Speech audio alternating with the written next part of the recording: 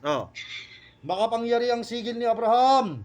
Number 66. Papasukin sa loob ng gamutan. Po! Sige. Pag-initin, pagbagahin. Kuryentehin nyo lahat yan. Yan ang sinasabi ko sa iyo. Nakikialam kayo sa katawan ng tao. Huwag kayong makialam sa katawan ng tao. Ito, humahanap ng tulong ito para sa kanyang nanay.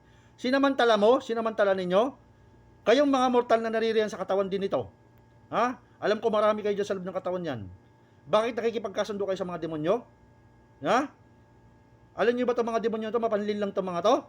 Gagamitin kayo ng mga to para bigyan kayo ng kapangyarihan. Tingnan nyo, nahuli itong demonyo na to ngayon. Oh. Ikaw, isa kang demonyo, nahuli kita ngayon dyan. Sasabihin mo may kapangyarihan kayo, sa Diyos ang kapangyarihan ninyo. Sinong niloko nyo? Sinong tinatarantado nyo? Ha? Sige, pagbagahin yan. Walang magpapahinga. Lahat ng ikinarga mo. Lahat ng mga gabay na itinanim mo dyan. Sasalagin mo pa ang mga libo-libong sandata? Sinong gusto mong salagin yung mga libo-libong sandatang umuulan sa kalangitan? Paano mo sasalagin yun? Ha? Kahit kanino ka pa komunikta, sabi ko sa'yo, huhulihin ko kayo lahat dyan. Pasasabugin ko ang katawan ninyo. Lahat kayo dyan. Ngayon ko makakatikim na matitindi ngayon, sabi ko,